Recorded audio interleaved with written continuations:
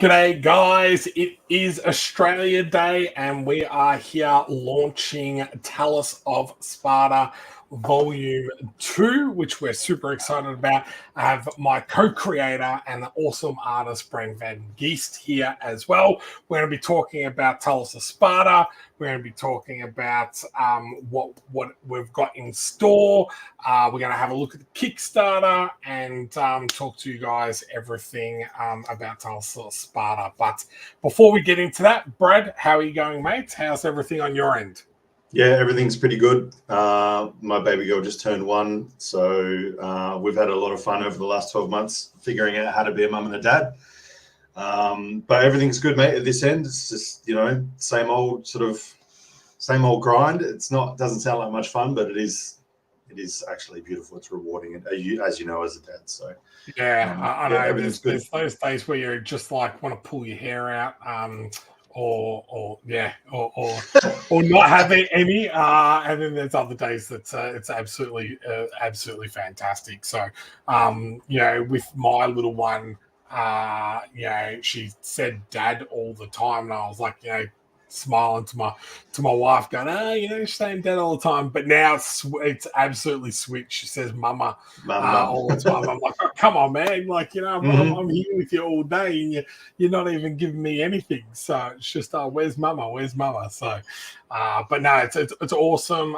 Congratulations Thank you again on the little girl. But Talos of Sparta, it's quite interesting. We've actually had this completed for some time. We just haven't been able to squeeze it in with all the other comics to movies projects. And I guess with this one, the first one took a little bit of time for us to complete. So this time around, we want to let everyone know that it's 100% all completed.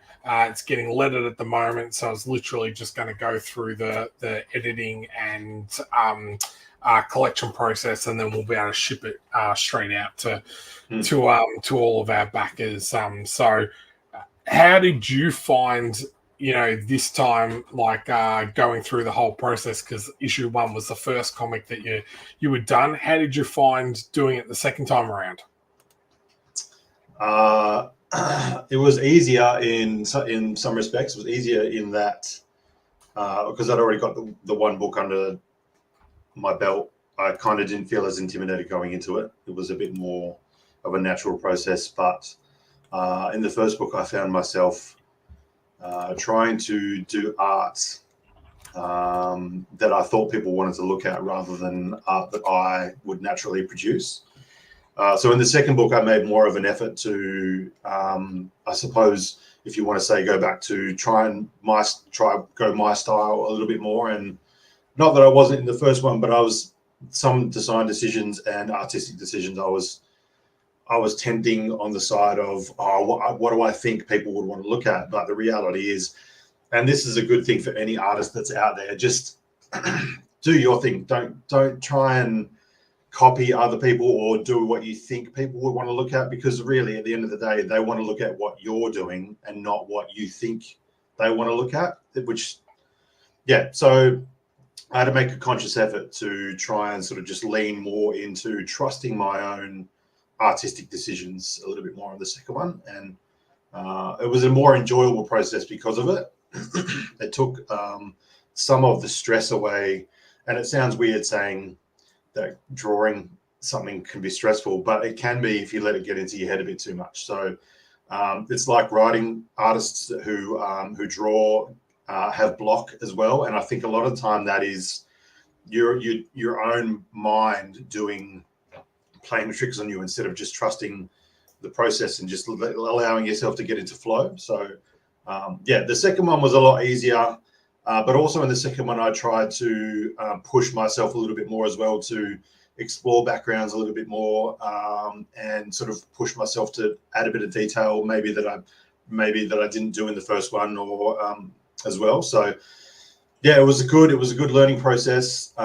It was a challenge, which I'm always up for.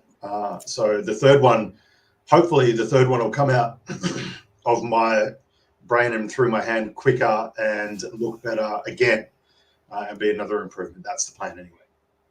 Yeah, and I guess with anything like you were talking about flow there, I think that's one thing. Like even as a writer, like I kind of didn't understand until like you get into that point where you're like, wow, I've gone from writing one page to 10 pages, and that time almost seems to slow down. Like you don't even realize that it's been 2 or 3 hours when you've been working at that type of stuff. So getting into that groove, sometimes can be quite difficult. So it's interesting to hear that artists feel the same way, type of thing. So and with this, how did you go? Like as I said, it's the second time around. Like drawing the same characters, did you find that type of thing you felt a lot more comfortable with, and it kind of came a little bit easier rather than the first time you kind of trying to get the character right, draw them the same in every single panel, like all that type of stuff? Yeah, that's legitimately one of the hardest challenges of doing anything like a comic, is the continuity between, because you need to make sure as much as you can that from one panel to the next, different angles, different camera placements and all that sort of stuff, that the character still looks the same and is sort of has continuity between panels. So that is a tough one, and I did find it easier. But like anything, when it becomes easier, you have a tendency as a creator, at least I do, to try and add more to it. So I'm trying to add more detail, trying to play with the nuance of expressions and whatever it might be with the way that I've done the 5 o'clock shadow or whatever. It's just it allows you, once you sort of become more comfortable with that part of the process, it allows you to start expanding and playing with other little things instead of it just being the same angle, same head all over all the time. I was playing with different camera angles, from high, from low, from also from the back as well, actually. So that was good as well. I enjoyed that part of it. And I felt like Wilson Go is the colorist on this again. I found his connection with your art style has kind of improved again. I think whenever you're creating a new series and a new group are working together, sometimes it takes an issue or two to feel each other out, to kind of get what the other person is kind of trying to do. And I felt this time around, and you can comment more on this, that he seemed to pick up what you were trying to do much better than that first issue type of thing. Yeah, 100%. I would agree with that, mate. And props to him for. I can see a difference in his skill level as well, if I want to put it, for want of a better way of putting it. From issue 1 to issue 2 as well, I thought the turnarounds were quicker, and I thought the artwork was of a higher quality. And that's not saying that the first one wasn't, because the first one was great as well. But you're 100% spot on. I think the hard thing for me as a creator, and also because I do a lot of prints as well, so I'm used to. I've got a vision in my mind of taking it from here to completion with color and everything else. And one of the hard things I've found is being able to let go and allow another creative person to come in and put stuff on top of what I've done. And if that doesn't always necessarily match, especially on the first one, I had a really hard time, I suppose, letting go of my vision. And I just wanted to go, no, I just wanted to give it to me. I'll color it myself. And I have to, you know what I mean? Like, and that's not a knock on his work. That's just because what I had in my mind was different to what the result that I got, and not necessarily better or worse. It was just different. And I struggled with allowing myself to let go of that and to let someone else. See, I find that even harder because I can't articulate what I'm looking for. So I have something in my mind, but because I'm not a colorist, because I'm not an artist, I find it really hard to articulate that. And I was working with Kevin, another one of our artists, and I was just like, look, I don't want to be rude. It's just like, I don't know. I can't put my finger on why this is not working for me, this style or this color or anything like that. And I literally had to go back to another artist friend and said, oh, here's the what he sent me. Can you tell me why I'm not feeling this? And they're like, oh, it's the color palette. What you're thinking of is this, blah, blah, blah, blah. And I was like, that makes sense. And then I'm able to go back to him and say, I want a sepia tone over the top of this to make it look like this. So it's more of a flashback / dream sequence. And then he sent me back the colors. And I was like, that's exactly what it is. Yeah. But for me, like I couldn't explain that to begin with. So that process is, I'll probably, even with someone that, like for you, must be a little bit more frustrating when you're like, no, this is what I had in my mind, and that's nothing like what I was envisioning. So, but what I'll do is, if you are watching, hey guys, just drop a comment in the chat, and we'll say hello. So Jackie, thanks for watching, and Nerds Amalgamated, how are you going? We've already got our first question here. I've asked this question before with Shaun and Dan. I might ask this to you, Brad and Shaun. How do you deal with the fork in the road moment when it comes to making decisions on characters or art styles? Well, from a story point of view, like I'm a firm believer of, like, I've got an idea of exactly what that character believes in, so his morals and all those type of things. So every decision based on that character is formed around that. The one thing I get frustrated with is when you're reading something, you're like, that character wouldn't do that. Like, he's like, see a character kill someone, you're like, well, the whole thing about him is that he doesn't kill. So, why did he do it in that situation? It doesn't kind of make sense. He had other options, type of thing. So from a character point of view, that's the way I look at it. But pretty much artistically, I'll leave that all up to Brad. So if I'm understanding the question correctly, what I do is I'll draw the same scene 3, 4, 5, 6 times, or I'll do what's called a gesture drawing or whatever. And then once I feel like I've found the shot, because I look at it like I'm a director, that's the way that I approach it, right? So if I found the shot that I want, and then I'll start thinking about how I want to create tension in the panel, how I want to light the panel, stuff like that. So in the first book, I didn't as much probably concentrate on the way I lit things. In the second book, I feel like at least I tried to push the way that I lit panels differently. So in certain shots, like if I'll darken the shot or put more shadow in or whatever, or change the expression on the face, whatever it might be with the shot, the expression and the lighting is the things that I've been using to manipulate the feeling and the way that comes across. Does that make sense to you guys? Yeah. Well, what I'll do is I will pull up the Kickstarter so people can have a look exactly what we're talking about. So I was talking to Brad just off air that I usually launch the Kickstarter a couple of minutes before we go live, because I have had that beautiful time where I'm live on air and it totally didn't work, and I'm scrambling to get things to work. So we have already launched the Kickstarter, and it is live, so you can check it out now. I will chuck the link in the comments in a section, but if you're on Kickstarter, it's just Talos of Sparta issue 1 and 2. As you can see, we've already had a few backers, so thank you to those that have already backed. Our goal is to raise $4,000 in 24 days.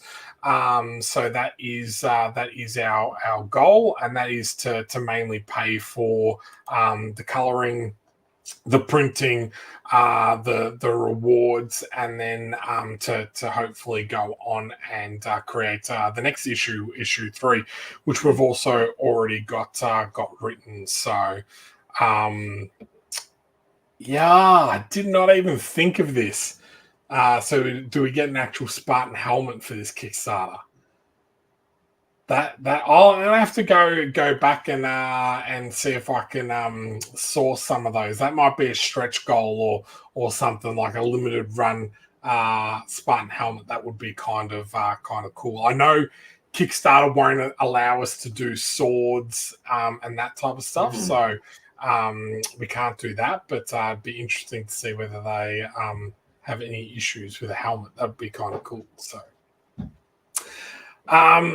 in this campaign, we've got a couple of different covers. So we've got the 2 covers that you can pick from, which is the Talos cover, as well as the Beast King cover, which is this one here.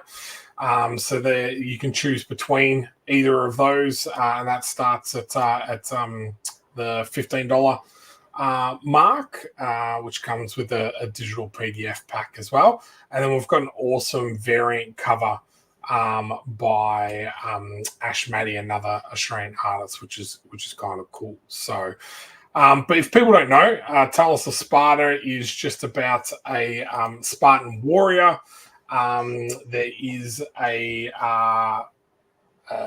mystic, I guess, or priestess that we call. She is able to see certain things, points in time, and in this history, Sparta has taken over Europe rather than Rome, and because of that, there's been other evil has been able to prosper outside of the Spartan borders. So Talos, he's is about to be sent on a mission to find out what's happened to his father. If you've seen or read Volume 1, his father is killed, and now we're starting to get into the whys and who and all that type of stuff. So I really enjoyed issue 1, but issue 2 just expands that universe and the story a little bit more, which I'm super excited about. Now, Brad, were you into Spartan culture or anything before I pitched this idea to you, or? A little bit. I'm not like, I don't nerd out on it as much as you do, but certainly the movie 300 is one of my favorite action films ever. I really love that film, and that Frank Miller who did the comic? Yep. Yeah. His work on his comic book series has been very inspirational for me. The work that I've done through telling the story in volumes 1 and 2. I wouldn't say it's directly like I've taken too much from it, but I just look at the way he does it. His stuff is so expressive. It's not necessarily great anatomically, because it's actually crap anatomically, but it's brilliant in expressiveness and the way that he moves the pen and everything. It's really cool. So I've tried to take that as a bit of a, especially the way that he draws fight scenes and with all the shields lined up in a shield wall. So cool. Yeah. So, 300, the movie I absolutely loved, and I actually didn't mind the 300, the second one, Rise of the Empire. I thought that was pretty cool as well, especially when I think I can spoil it for everyone who's been out for long enough, when the Spartan Queen comes in at the end and everything. I'm like, that's pretty cool, and to have like some really strong female characters within such a male-dominated kind of universe, it was kind of cool to see that as well. Yeah. I'm, as you know, I'm not a fan of the second film, but there, I mean, you can look at that second film. It's very different to the first one, even though they've tried to use filters and all that sort of stuff to kind of make it tie into the first one. I feel like it's a very separate film in a way, even though it's like a carry-on. But I mean, you can even if this is another tip for anyone out there who's listening, even if you don't like the film, you can still take things from it that you can put into your own work. So don't necessarily, just because it's not a film that you particularly love, doesn't necessarily mean you can't use it to be as an influence on your art or writing or whatever. So yeah, but the mythology, I'm a for whatever reason have always been drawn to powerful warriors, gladiatorial, strong physiques, that sort of stuff. I really enjoy drawing the human form, and Talos of Sparta is like the perfect medium for that, because you literally, Spartans are wearing a cape and a pair of undies, and that's about it. So I can go to town on bending and moving anatomy and sort of stuff, and lighting and all that sort of gear. So yeah, I really enjoy Warriors. Gladiator, that film Gladiator, that was with Russell Crowe, one of my favorite films of all time. Whether you like it or you don't, there's still so much to draw from in films like that. So yeah, I'm a big fan. Like I said, I don't nerd out on it as much as you do, but as soon as you pitched me the idea, I was like, I'm on board. You don't even need to explain the rest of it. I'm down. Let's do it. I know it wasn't a very easy pitch for me, because I'm like, I've got this idea, and I was like working out in my head in regards to like how I'm going to pitch it to you, because I'm like, it's an alternate history one, and you're like, yep, no, I'm on. Yeah. I'm like, I don't need. And you're like, no, that's cool. That sounds like a cool idea. I was like, yeah, that's awesome. I was down. I find history and wars and how things. I mean, it's all obviously the winner of the war writes the story, right? So you don't know how much it's real and all that sort of stuff. But I find history fascinating. I find all the different countries and invasions and wars and all that sort of stuff from history, hundreds, if not thousands of years ago. I find that endlessly fascinating. If I had the time, I would probably nerd out a lot more than I do. So, yeah, and for me, and the one of the how I kind of came up with this idea was, I was like, Sparta was such a strong, country or region, whatever you want to kind of call it back then. I was like, how did like Rome get kind of around them, because they were the pinnacle of fighters and everything like that, and probably one of the main reasons Rome had a standing army type of thing, because that was really not kind of done back then. It was as said in the scene 300 million, it's like farmers and poets and all these people that go off to war type of thing. And it was really interesting for me to kind of find out that there was like literally one major battle that kind of Sparta lost, but they inflicted like so much loss on Rome that there was kind of like this agreement in regards to like, we'll leave Sparta alone, but you kind of can't go to anyone else's aid.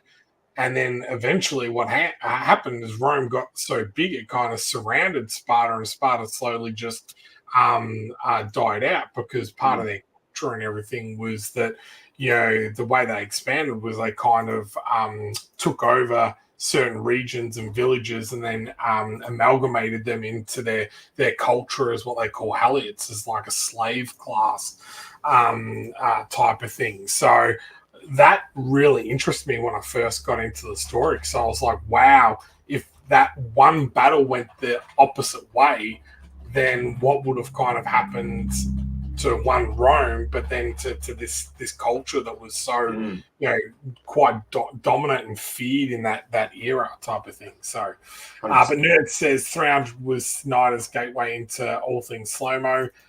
Yes, and I think in this film it's done really, really well, but I do find that sometimes now he relies too much on it, and it's actually not needed in certain places.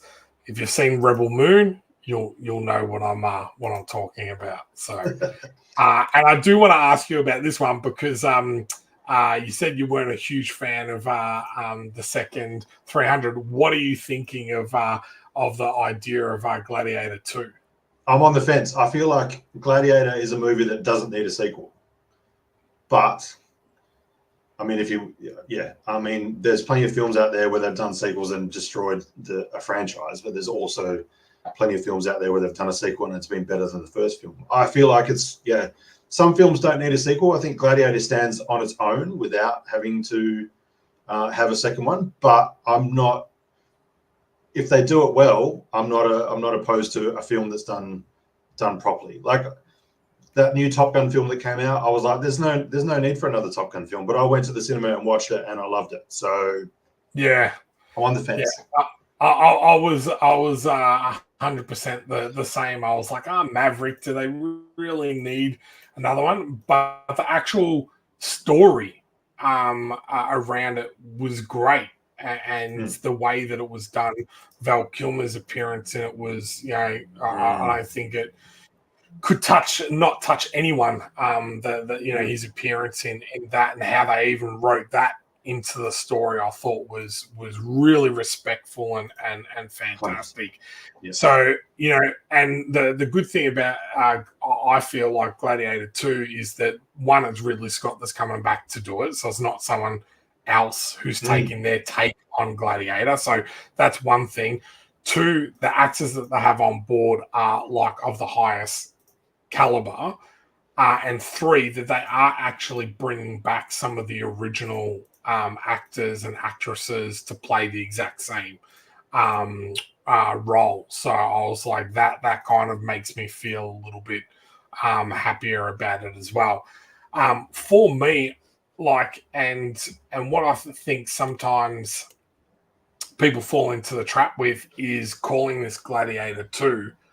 Like, I would have, maybe thought, calling it the rise of, sorry, I can't even think of the young boy's name now, like that instead, and have it like based in the same universe, but not go, it's Gladiator 2. It's like a separate story just within the same universe. I think sometimes that works better, but I'm guessing they're playing off the fact that it's the second Gladiator type of thing. So I think they do that on purpose to pique people's interest. If like they brought out a film which people didn't know was related to the first film, casual film goers are less likely to pick it up. I think that's totally deliberate, which they don't make films for people like you and me. They make them for a broader audience, unfortunately. Not unfortunately, but that's, so it's probably a money-making thing, if anything else. And you can't blame them for doing it, I suppose. No, 100% not. Not when it's costing hundreds of millions of dollars to make. So, but Rolam has said, congrats on your launch. Thank you very, very much. We'll get back onto the Kickstarter and show you a little bit more there. We have Sarah McNabb. Hi, everyone from Los Angeles. We'll need to get back. I need to back this when I can. Sarah is over in the US for a Xena convention. So thanks for jumping on and saying g'day, Sarah. I hope you enjoy your convention. We've got 24 days. So, you can jump on at any stage and back the project. We do always kind of encourage people to try and back as early on, with the Kickstarter algorithms and all those type of things. It's always helpful to get backers early. It helps us get noticed on Kickstarter and all that type of stuff. Shane from ComicsNet has said, love this series. Yes, it's been a little bit of time between issues, but we're hoping that the next one isn't as long after this one as well. We've got Andrew from Crypto Comics. Congratulations on the launch, guys. Thank you very much. Before we get into some more artwork, I'll just go back and see how we're going. Oh, there we go. So we've doubled in backers, so we're up to 6 backers, $164. Our aim for today was kind of maybe to get $500 raised in this first part of the campaign. So if you want to jump on, I will chuck the link in the comments, and just jump on, have a look at our rewards, which we'll go through in a sec, and back the project, which will be cool. So, but before we do that, we'll just show you a little bit of artwork in the series. So we've got this is one of my, like, I know it's the first page, but I absolutely love this page. The silhouette of the Spartan warrior, like, starts off in this, super, strong type of pose, and then you realize that he's in a little bit of trouble. So, but that's a classic example of what I said, Shaun, with like that first page, making lighting decisions on like how I lit that shot. I was like, well, if I put him in silhouette and put him in front of a sunset or a sunrise, I can't remember which one it is, but that will just change the feel of that entire shot. And that's just 4 panels that are exactly the same size, but and it tells a story without even having any words. Yeah, and it's definitely sunrise because the sun's getting bigger. So yeah, fair point. And then we've got Talos having a bit of a fight with his instructor. And then, like, even this part, like, I really love, getting to see that, it's quite a distance from where, people would normally, the average person lives, and where the main city and everything is. And then, of course, we come across the Spartan, fallen Spartan. And then this has to be like an amazing panel with all the different dialogue, with the hustle and bustle of the market and how that was portrayed. I was really impressed with how this one all came together in regards to portraying the city as a whole while moving the story on top of thing. Thanks, mate. I appreciate that. It's really hard because that was a really dialogue-heavy page, so much text, and I sort of thought, well, if I need to expand, like an establishing shot is where the story starts. So they're in a market. There's people in the background. There's kids. There's whatever else. But I needed to leave enough space for all the speech bubbles to go in there because it's really text-heavy, and that's been done brilliantly. By the way, shout out Stephen. Great job there. And yeah, so really, I'm really stoked with the way that came out. Not only from my perspective of being the artist, being able to create an environment and make it look full and bustling and all that sort of stuff. So much going on, but the text drops straight in and it looks really good. Yeah. And I'll jump back in there in a sec, but yes, Stephen did an amazing job. Rose just says there are physical catch-up tier. I missed the first campaign. Select any of the tiers that you want, Ro, and then in the add-on section, so the next part after you've selected your tier, you can select any of the covers that we've got available for issue 1. So we've got the Virgin cover, which we've only got 25 left of those. They were limited to only 50. Then we've got the normal cover A, cover B, and we've also got a variant cover there as well. So that is all in the add-on section. So just pick whichever reward you're after, and then you can pick the issue 1 from the next point on. So Shane has said he is back. Thank you very much, mate. We appreciate that. So, which is good. So, you're about to go through the awards. Yes, yes. That's the fun part of being live. I don't get to the comments until towards the end. So, but yeah, just before we move on to that,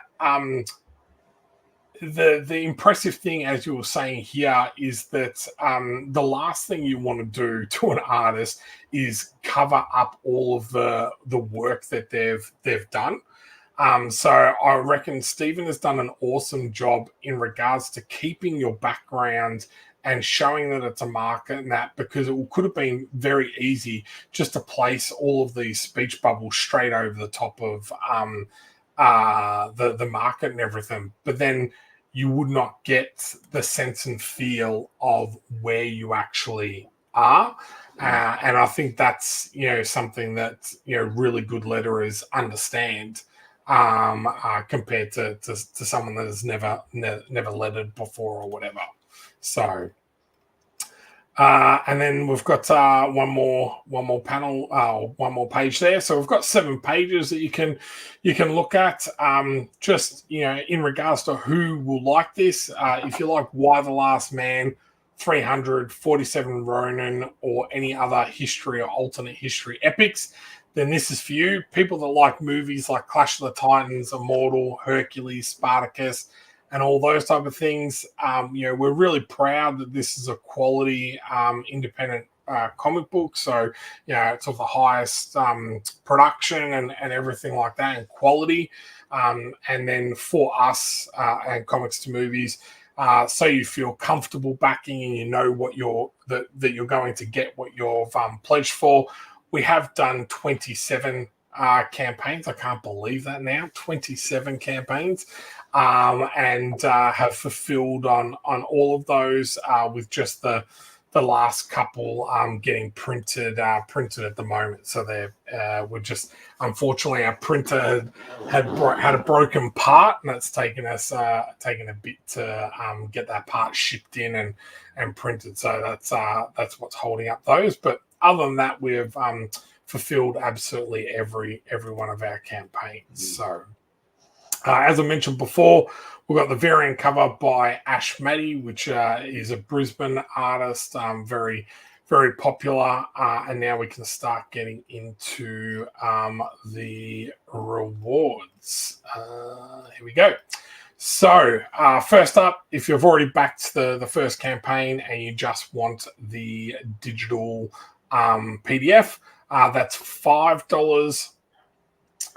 If you haven't backed, we've got the digital pack, which includes issue 1 and 2, as well as the 13th Labour and a couple of other series, which include Swords and Sorrows and Dirty Work. We've tried to keep the theme very similar, so it's your kind of heroic type of stories. Our physical level starts at $15. So as we mentioned, you can choose cover A or B. So Talos or the Beast King, and then you get the digital pack included with that. As I mentioned before, with any of these, when you get to the add-on section, you can add issue 1 to any of these physical rewards. So we've got the variant cover, $20. It includes the variant cover as well as an A5 print. We've got the super limited edition variant cover, which is virgin, so no trade dress or anything on that. There is only 50 of these, so that also comes with a limited edition print and a PDF pack. We've got all the covers, so you can get all 3 covers, print and the PDF pack for $40. I always say that this one seems to be the best value for money. You get all 3 covers. It's a must for any type of collector and all of that. You get all the covers and everything delivered to your door. So now I've got a couple of comments in here. Fractured Shards 1 and 2, and just realised I missed 3. Love what you're all doing. Oh, thank you very much, Rogue. I did speak to Brad before. We will give an option to add on some of Comics to Movies' other titles in this campaign. So we'll do an update once we've added those to the campaign. So if there are other series that you want to catch up with on the same time to save on shipping, getting them all in one go, we will have that as well. So, like we didn't say anything bad against Stephen. He's been lurking in the background. Thanks for the kind words about lettering. He just sent me an image on Facebook Messenger, and I just sent it to you, Shaun, because I can't share my second screen for whatever reason. But I don't know whether or not we want to just quickly throw that up and share that or not. Oh, hey. Is that the one that you've just sent me? Yeah, it's yeah. I won't spoil it, but yeah. Here we go.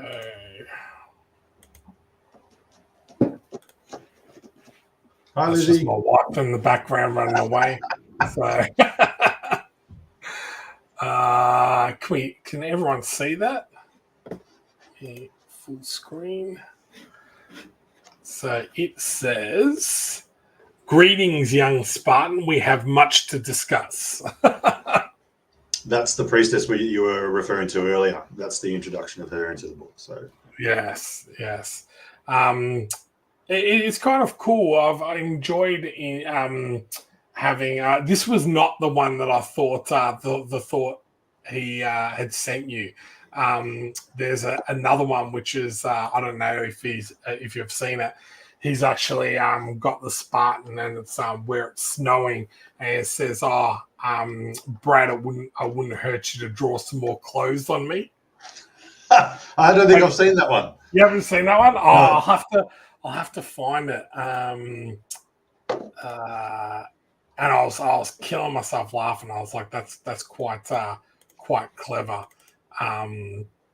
So Stephen's always good in regards to coming up with different things in regards to either marketing or advertising or that type of stuff. So actually, here we go. Let me see if I'm able to.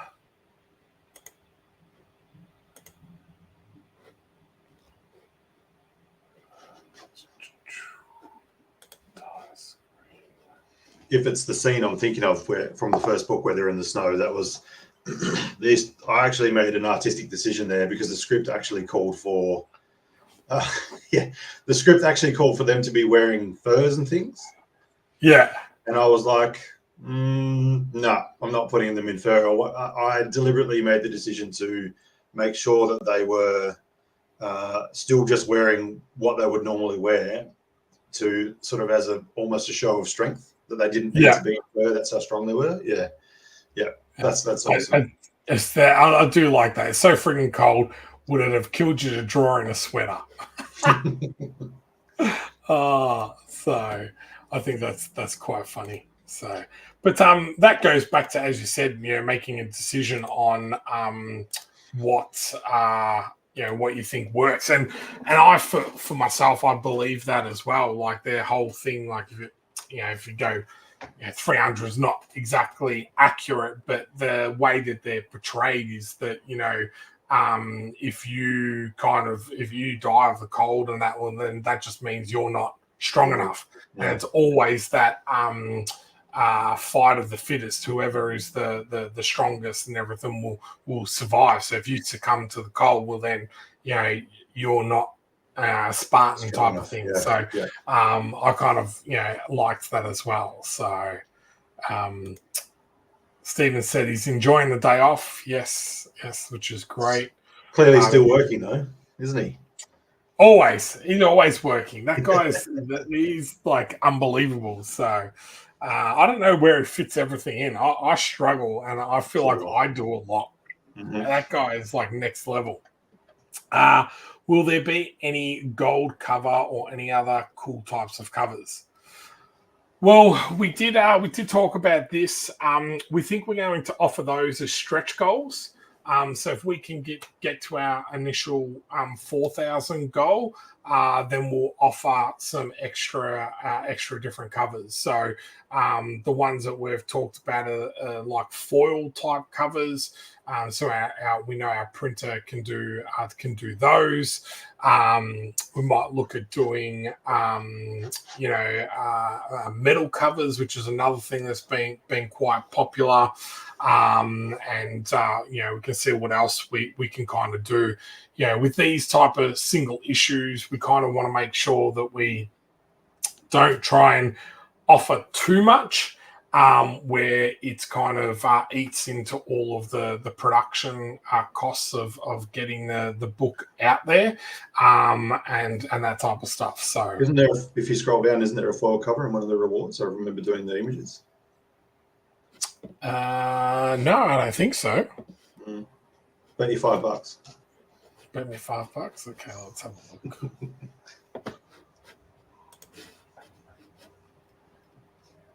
t-shirts and covers, which is $85. I've got that t-shirt on right now. There we go. That's what it looks like. Do? Yeah. Ah. Ooh. It's really cool. Like the logo t-shirt. One of the our backers, Moira, she has worn it a couple of times at different conventions. So she's posted up photos with certain actors and everything with that t-shirt nice. on, which is always awesome.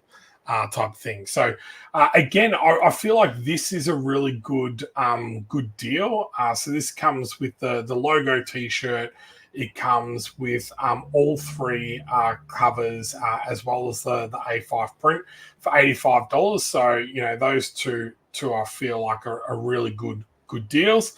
And then we've got our really fun ones. So we've got the original artwork that Brad will do for you, limited to only 20. We've got Get Drawn In as a Spartan. So that was really fun last time. We did a panoramic shot of a group of backers that were Spartans and the Beast King Horde type of thing. So we've got both of those on offer. They are quite limited. So there is only 5 of each of those options. And then our big one is the design your own cover, which this was a pretty cool cover that one of our backers backed the project last time, and you designed that up with is it his wife and daughter? Is that so that's some friends of mine. I used to have a space in their office that I worked out of, and they were nice enough to support me and jump on and spend a fair amount of money. And their only stipulation was, I don't care what you do. I just want they want their daughter in the cover, and I thought, what better way to do it than to make her the centerpiece? So yeah. That is very cool. So, Nerds has asked, just curious, have you ever thought about doing the Talos of Sparta books in the same aesthetic as Sin City? No. I'm such a color boy that I don't ever really kind of stop to think, would it be cool in black and white or in a different type of style? We did. I think we had a conversation about that, Shaun. It was a long time ago now, about actually offering the book without color in it, just as black and white pages. So it's not exactly the style of Sin City, but it is. I don't know what you'd call that with no color throughout the book, but I think that would be a cool thing to do at some point, for sure. I tell you what, I think that is something that we could offer when we do the graphic novel. Is offered in both type of editions. Offer it in the full color, and then a black and white edition. Because I know that a lot of people have asked the same thing about XCT. That is there an what they call an artist edition, which is just the artwork from the artist in black and white. So. I don't know if Stephen's still watching, but I'm guessing that if the artwork is exactly the same, that he should be able to swap out the black and white one with the color. Yep. So, Yep. not that I'm saying that it's easy. And as I said before, with the add-ons, so here's the deal with issue 1, so you can get it as add-on. So we've got the wraparound cover, the cover B, which is, if anyone knows, I love my face-off or versus images. So Brad had done that amazing one. And then we've got the variant one, which is by Francesco Tomaselli. So he which is kind of cool. He's gone on to do Spawn for Todd McFarlane. He has done Disney villains. So he did Hades out of Hercules for Disney. He has done work for Dark Horse. So to kind of have him as one of our variant cover artists is kind of cool. As I mentioned before, we've got the Virgin cover. It was only limited to 50, but we've only got 25 of those left, so they're super limited. You can add on the T-shirt to any reward or pledge level if you're interested, and then we've also got the awesome all over graphic tee as well. So they're all the rewards and everything. As we said, we'll do some stretch goals once we reach the $4,000 target. So yeah, look at that. We've already 226 backers again, which is kind of cool, and 226. So thank you to everyone who has backed so far. So yeah, super excited to kind of get this funded and get that out to you guys as quickly as possible. So there's a couple more questions in here. Ro has said, do you know how many issues the series will be? Looking at between 9 and 12. So for this at the time being, if we can do it in 9, I would prefer to kind of do it in 9, so that I'm not we're not in our 60s by the time we finish the series. But yeah, so between 9 to 12 issues the series will be. So Nerds said Sin City's black and white and just the red blood effect. So yeah. I think the biggest thing with that is that as soon as you put in one color, the whole book is classified as color. So when you go to your printers and everything like that, they're going to charge you the whole book as color. So that kind of, sometimes defeats the purpose because it's going to cost you quite a bit to do it. So Stephen is watching and has said the base layer can be replaced. So he can do that. Thank you very much. That's going to be a chunky graphic novel. Yeah, I think what we kind of do is every 3 or 4 we'll put into a graphic novel until the series has been completed, and then add them all together at the end as well. So we do understand that some people prefer graphic novels to single issues. So we've had a few people that will back at the digital level, and then when it gets to the graphic novel section, jump in and purchase it at a physical level then. So yeah, and also I think that we like to make sure that we're providing worth to people. So if we're able to do a nice chunky thing, get Brad to do some more sketches or whatever, and pad it out even more. We enjoy doing that. I'm not sure whether Brad likes that extra No, I'm excited for it. So, and Rose said, yes, I love omnibuses. So yeah, me too. All right, well, it's almost been an hour, guys. So let us know if you have any questions about the series, about anything else while we're here. We'll stay on for another, say, 5 or 10 minutes and be happy to answer any questions you've got. And I'll chuck the link in the campaign, in the thing as well. So if in case you haven't or don't know where the link is, it is there to check out the Kickstarter. As I said, it runs for 24 days. So the quicker we're able to get to that initial goal, the more we're able to kind of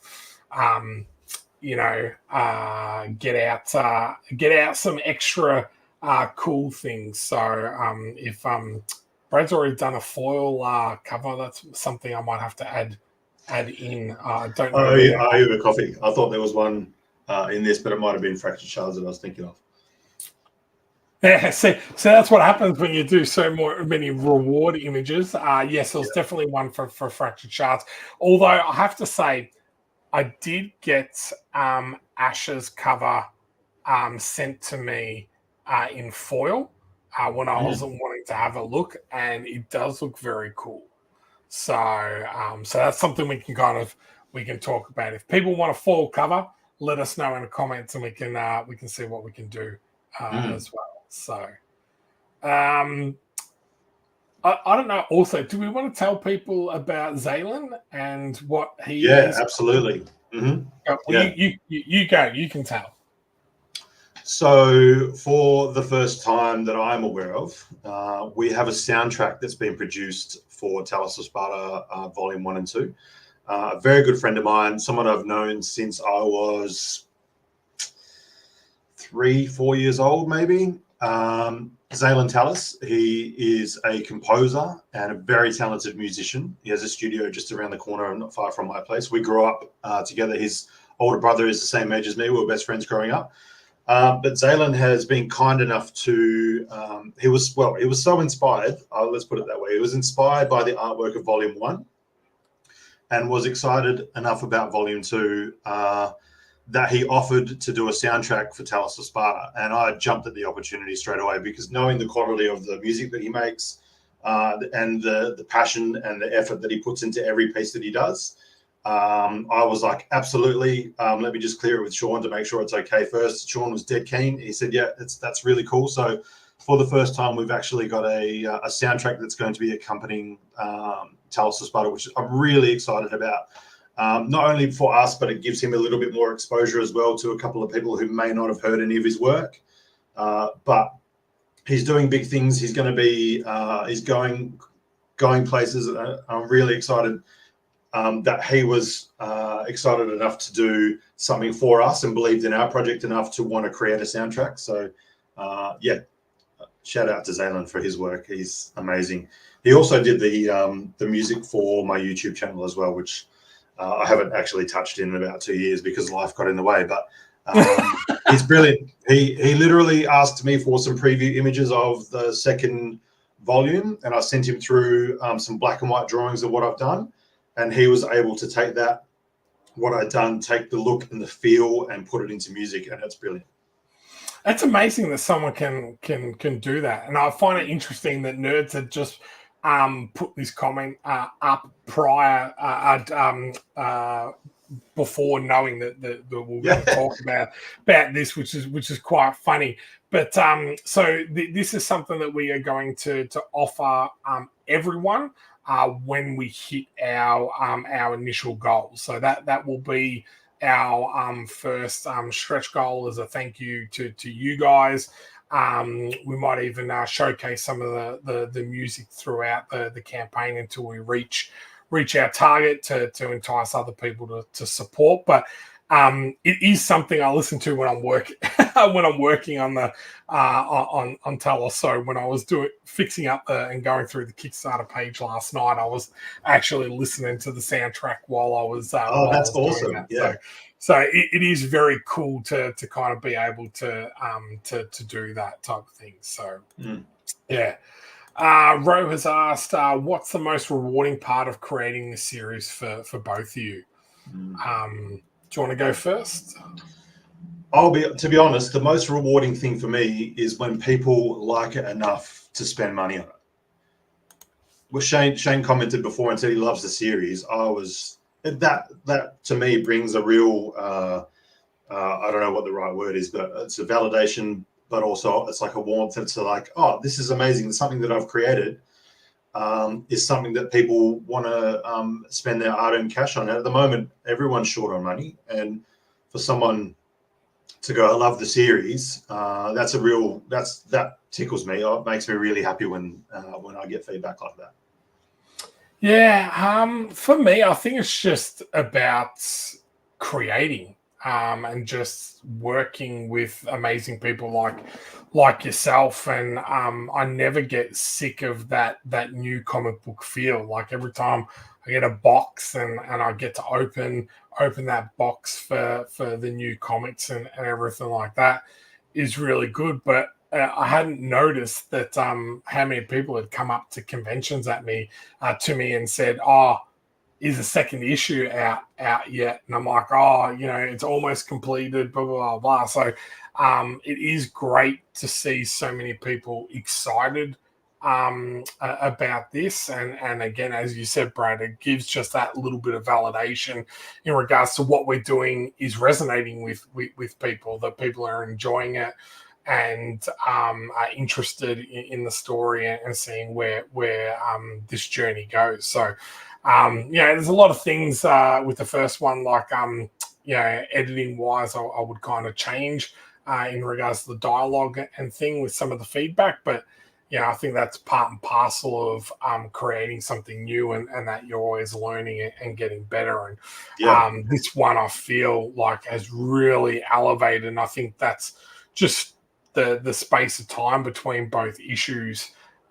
We've all improved so much that this issue itself is so much better, type of thing. So yeah.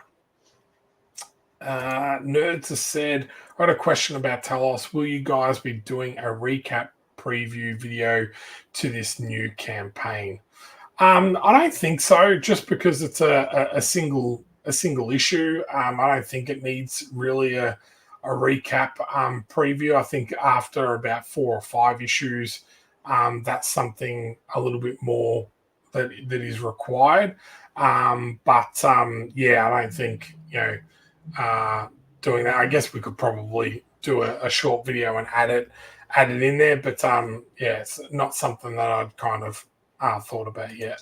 So, and last one, yes, I'm tapping into your phones as of this moment. Okay.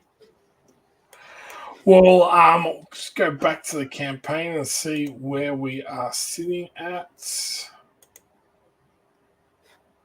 Okay, so we're still sitting at 226 and 9 backers. I don't think that's too bad for the first hour of the campaign. So thank you very much to everyone who is back so far. Thank you for those that came along and watched this, and for those that watched the replay later. Thanks, Brad, for your time. I really appreciate it, and I look forward to seeing this series funded and kicking more goals after that. Yeah, me too. Thanks everyone for spending your hard-earned and backing. Much appreciated. And thank you, Shaun, for giving me the opportunity. Mate, I always love working with you. Hey guys, have a great day, and we'll speak to you soon.